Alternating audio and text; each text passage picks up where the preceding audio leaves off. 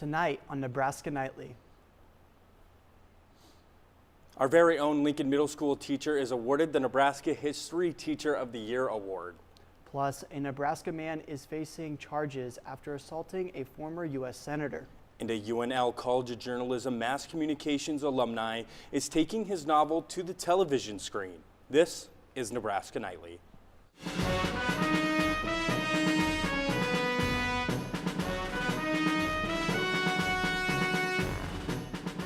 Live from the Don and Lorena Meyer studio at the University of Nebraska-Lincoln College of Journalism and Mass Communications, this is Nebraska Nightly. Our top story today, breaking news coming out of New Hampshire Hospital in Concord. I'm Lance Vi. And I'm Jackson Atwell. Few details are out, but New Hampshire State Police said there were multiple victims in the shooting. But what we do now know is dozens of law enforcement vehicles responded to the hospital emergency management and that the situation was contained. And the suspect is dead, plus a news conference on the situation is scheduled for later in the evening. The shooting comes just 3 weeks after 18 people were killed in a shooting in Maine. And an update to a story we brought quite some time ago. An Omaha man who killed 2 women and injured several others in the 2022 Memorial Weekend crash is finally sentenced. Kybell Stark is now sentenced to 21 to 23 years in prison after killing 2 women and injuring 20 others in a car crash. Stark has been sentenced with 1 count of manslaughter and 1 count of DUI causing serious bodily damage. Stark was driving off 52nd and O Street while under the influence of marijuana when he crashed into another car, killing Emily Siebenhauer and Edith Hermosillo. Stark says he regrets his actions.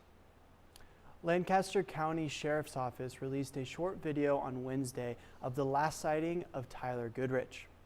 On Monday, Lancaster County Chief Deputy Ben Houchin addresses the media. He says the missing persons investigation is not being called a criminal case. Houchin clarified that Marshall Vogel, Goodrich's husband, is considered a witness and not a person of interest. Vogel was the last person to see Tyler Goodrich. Last Thursday, Marshall Vogel, his husband, came to the sheriff's office and was 100% cooperative in talking with us. 7-second video from November 3rd shows Goodrich running away. The camera was looking at a driveway on the west side of Tyler Goodrich's home in southwest Lincoln. The video is dark, but the sheriff's office says there is no reason not to believe the video is of Goodrich. The video shows him running away, and authorities say at the time he was upset. Goodrich is 6'1" and 185 pounds. He was last seen wearing gray shorts, gray zip-up sweatpants, and running shoes. Anyone with information on Tyler Goodrich should contact the Lancaster County Sheriff's Office at 402-441-6500. You think that just because of it being late November, the temperature should be a little bit colder, especially like it was last year, but that's just not been the case. Yeah, exactly, Jackson. And meteorologist Dominic Ferraro is here with more on weather. Dominic? Thank you, Lance. That's certainly the case here for Madison, Wisconsin, the site of the student migration game where Nebraska will take on the Wisconsin Badgers. For those of you traveling out this weekend, taking a look at your game day forecast, we're starting at 11 a.m., mostly clear skies, temperature of 46 degrees. However, 2 o'clock, once you're heading out to those tailgates, you might only need a light jacket as it's going to be 52 degrees and the winds should be light. And then once we get to our kickoff time at 6:30 p.m., we're saying it'll be mostly clear skies, 46 degrees for your temperature, winds out of the west at 5 miles per hour. So pretty typical for this time of year, maybe a little warmer. And then as we finish our way out through the evening in Madison, 10 p.m., mostly clear skies and a temperature of 39 degrees. Now I think this is finally the weekend where Nebraska gets that elusive 6th win and a trip to a bowl game. And I have Nebraska winning 13-10. We'll have your local weather and your week ahead after the break. Back to you at the desk. Nebraska Department of Education named its Nebraska History Teacher of the Year. Lincoln's Jason Kruger of Park Middle School is this year's recipient. The award is sponsored by the Gilder Lehrman Institute of American History.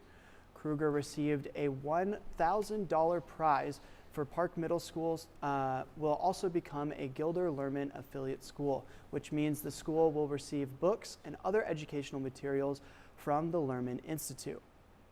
Kruger is also a finalist for the National History Teacher of the Year Award, which would garner a $10,000 grand prize.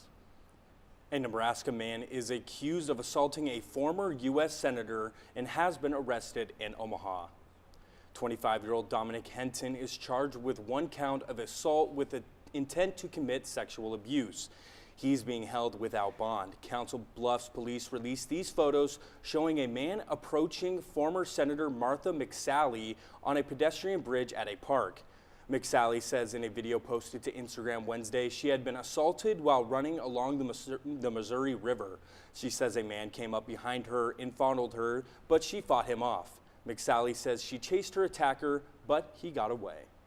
The former senator said she was a victim of sexual assault while serving in the Air Force, but McSally said, quote, "In this case, I felt like I took my power back." Big news for the Cornhusker State. Western Nebraska's Van Jensen will be adapting his new novel, Godfall, to the television screen with a couple Hollywood director.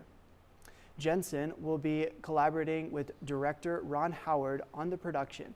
He really let his emotions show when he shared an early conversation about this with his manager. And then he said, "Hey, everyone in LA is talking about your book." I was like, "It is very kind of you to blow smoke. You building up my ego is much appreciated." And then offers started to come in. And then it's just turned into this whole thing. Jensen is excited to see his creation come alive thanks to Ron Howard and Imagine Entertainment. Godfall will be going into production early 2024. Van Jensen is a graduate of UNL's College of Journalism and Mass Communications. Coming up after the break. An update on the U.S. student loan debt. Plus, Starbucks workers are on strike, all after the break.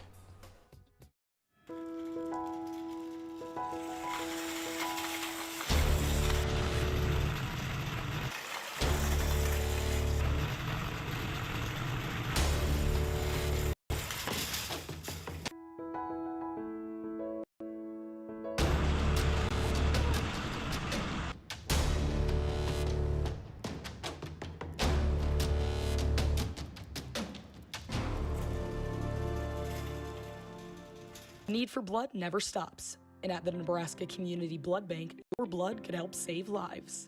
Right now, only 7% of the population donates blood. But imagine if there were more. We're sitting at below a 7-day level of supply of all blood types across the board. So every blood type is important, and we need all donors of all types to come in and donate right now. At the Nebraska Community Blood Bank, they believe that all types make a strong blood supply. Welcome back to Nebraska Nightly. The sun continues to shine for November, but some rain is not out of the picture just yet. We have meteorologist Dominic Ferrero, and he has the latest on your 7-day forecast. Dominic?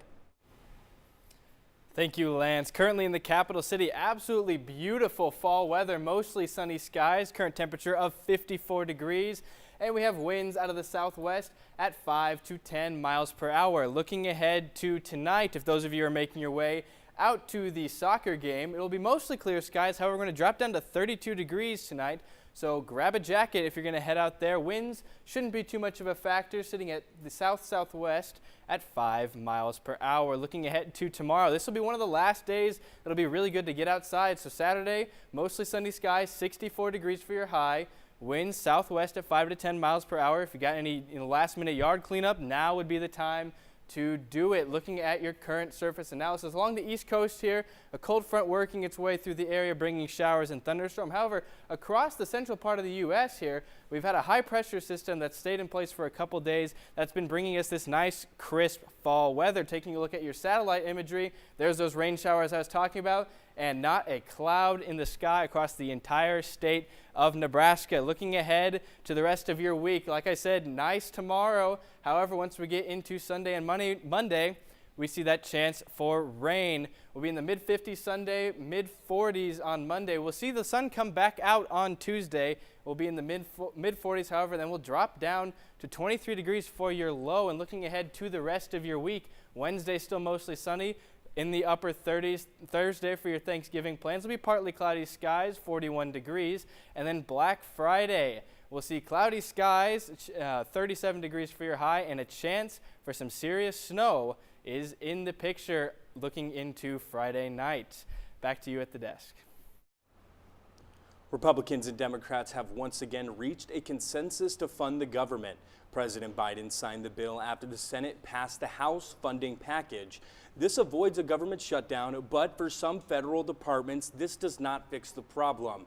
The stopgap measures are impacting the military. Gaylord News reporter Kevin Palomino spoke with the people in the military who are feeling the impact. 10 weeks of heated tensions in Congress. You stand your butt up. Oh, hold on. Big guy. Begin to cool after Democrats and Republicans approved a temporary funding bill last night to avoid a government shutdown. It's laid on the table. But members of the military say a stopgap bill isn't something to celebrate. The continuing resolution just kind of kicks the can a little further down the road for us. These two Army members say a bill like the one passed by Congress this week is just enough to help them get by. Helicopter parts are very expensive and they take up a lot of funding, and we're having issues with the state funding parts, accepting orders for parts for broken helicopters because they don't know whether they're going to get funding. Now you're having to tear something apart, which takes 2 or 3 hours, and then fix something else, which takes 2 or 3 hours. This uncertainty hurts an already struggling military recruit younger members. The Army missed its recruiting goal last year by 25%. In this time of uncertainty, who would want to join an organization, give them so many years of your life when you don't even know if you're going to be able to get paid or anything like that? The frustration just increasing the more Capitol Hill becomes a battleground between Democrats and Republicans. And they still can't figure out how to come to a common ground. And it's very frustrating. By the time they pass that one, it'd probably be a time for a new one. Yep. It's just, it kind of feels like a never-ending cycle at this point. Yeah. But now we know that this stopgap bill does give Congress 2 new deadlines, one in February, another one in January, which we know are quickly approaching. And those people that we talked to for this story say they are already preparing for the worst. Reporting for Gaylord News from Washington, D.C., I'm Kevin Palomino. The funding deadlines will come up again in January for some federal agencies and February for other. The bill the president signed did not include aid for Israel or Ukraine. The federal government says its efforts to make it easier to get student debt discharged through bankruptcy court are working.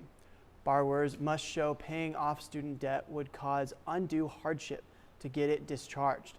That hasn't changed, but federal guidance issued last year tried to make it easier to prove undue hardship by creating a streamlined process. Officials say 632 cases seeking to discharge student debt were filed from November to last year to September of this year. That's a significant increase since the new process was created, according to the Justice Department. 99% of them received full or partial discharges. Last month, more than 43 million borrowers resumed payments after they were paused for more than 3 years. Coming up after the break. Husker Hoops is looking for their best start in years. Plus, a report from Hibner Stadium ahead of round 2 of the NCAA soccer tournament, all after the break.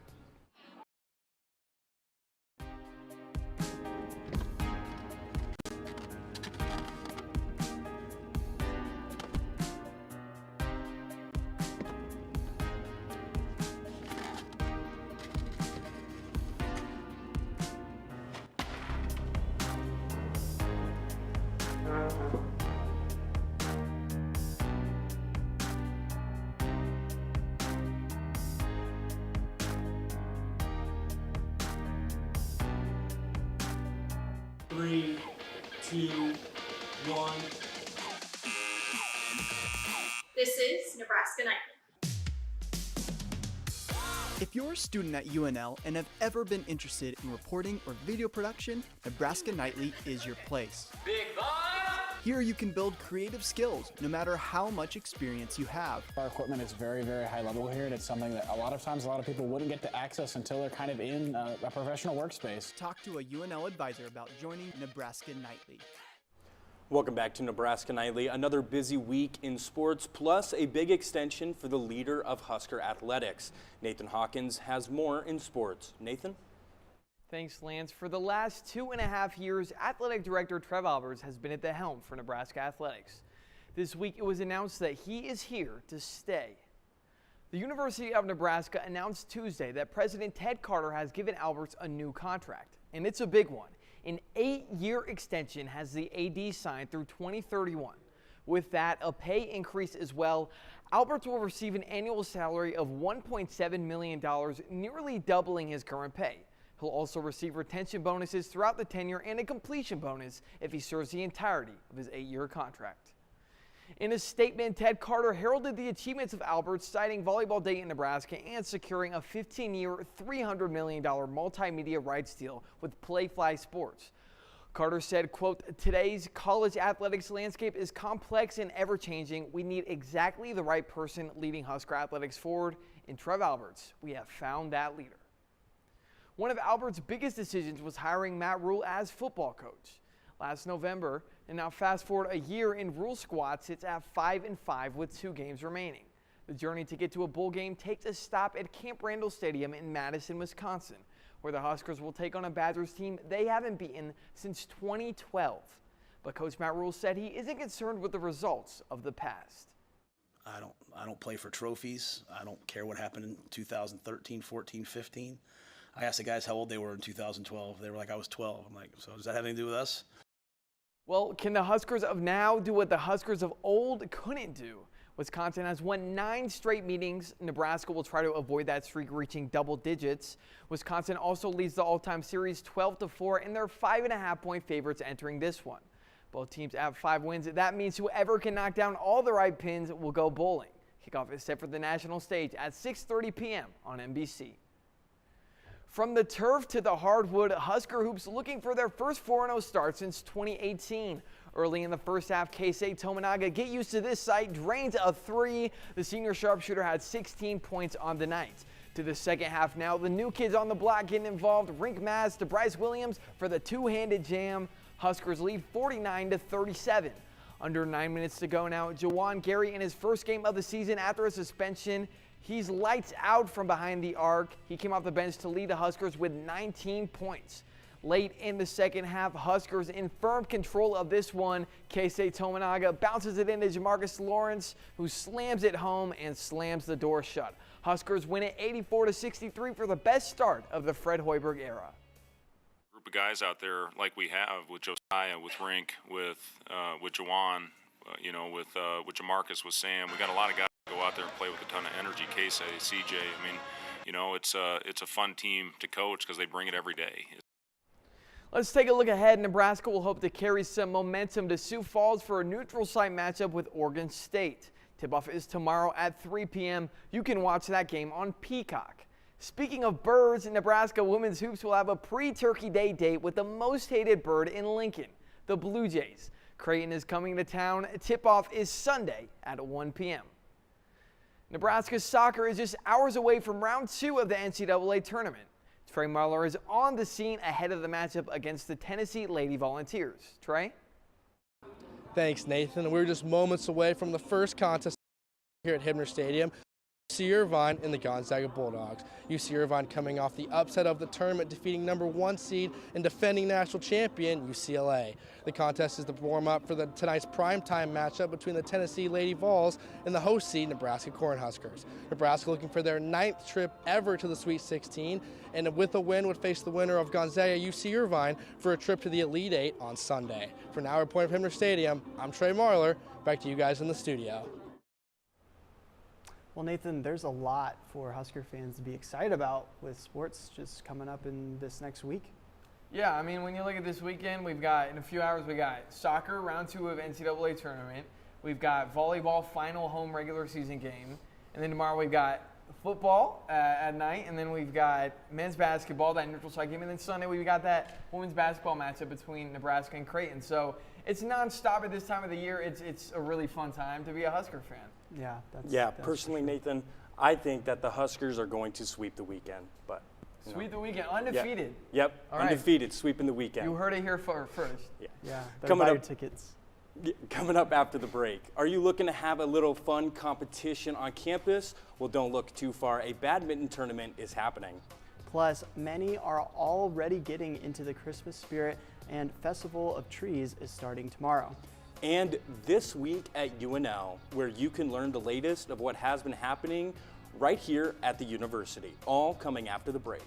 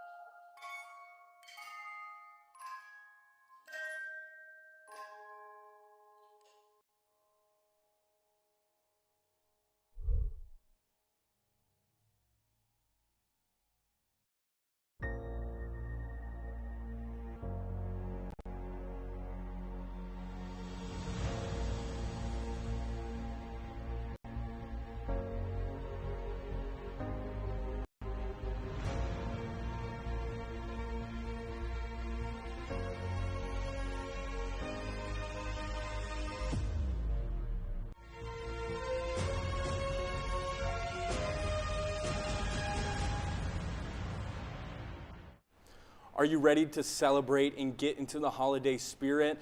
Well, if you're sticking around in Nebraska this weekend, stay busy as winter festivities and events get underway. Priscilla Castaneda is here with all the details. Priscilla?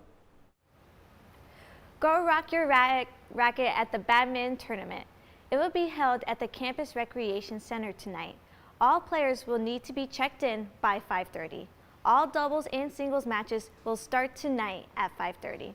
There is a men and women's league for this tournament, and it is a free event. Winners will receive this year's Intramural Sports Championship t-shirt. The Life of Lincoln is having their end of semester social for UNL students. It is the official closing event for the fall semester. It is at the Louis Pound Hall atrium near room 130. Don't miss your chance to gather with other students and enjoy an activity or tour to learn about Lincoln culture. Don't be rude off on missing this chance to create memories with friends and family. Starting tomorrow and running until the 25th, in the Festival of Trees is in Roca, Nebraska. You can win trees, decorations, and all the gifts around the trees. Each raffle ticket is $1, and one winner is drawn from each tree and gifts. It is open daily at 10 a.m. to 8 p.m., except for Thanksgiving Day. The final day on the 25th, closing at 5 p.m. Don't be afraid to boulder up at the Lead Climbing Clinic. If you've been climbing for a bit and want to do more, you can learn to lead a climb in the Climbing Center this Sunday from 1 p.m. to 5 p.m. It is $10 for students, members, and $20 for non-members. To sign up, go to Campus Recreation Activities website. And that's this week's entertainment. Back to Jackson and Lance at the desk. Nebraska Nightly is being given the opportunity to collaborate with UNL Communications in 1011 News. Nebraska Nightly's Elena Tomesh brings us a new segment this week at UNL.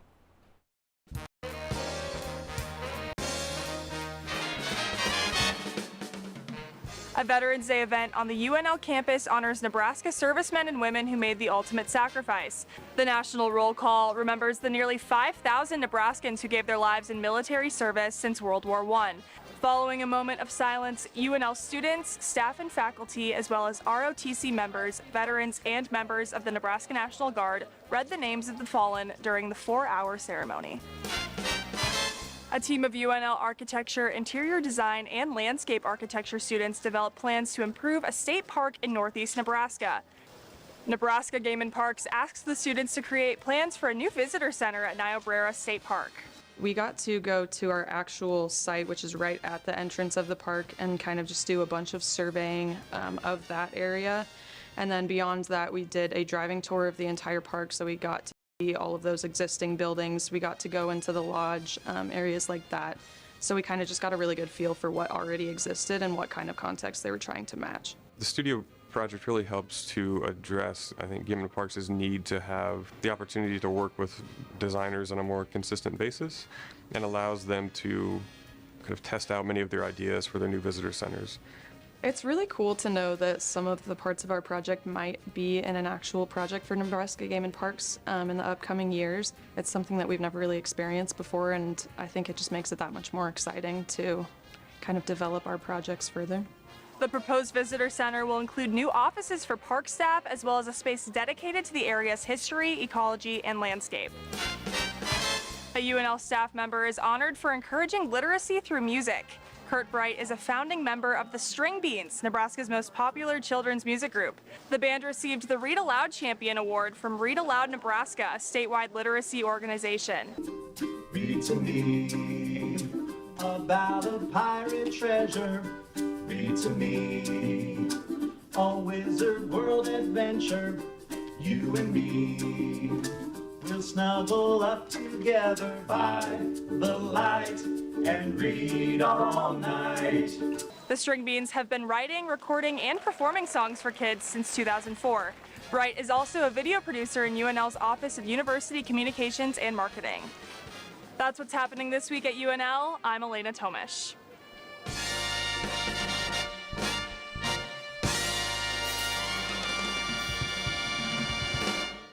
Stay tuned for more in the future of This Week at UNL. Before we send you off for the weekend, let's take one last look at our forecast. Meteorologist Dominic Ferraro is here with more. Dominic?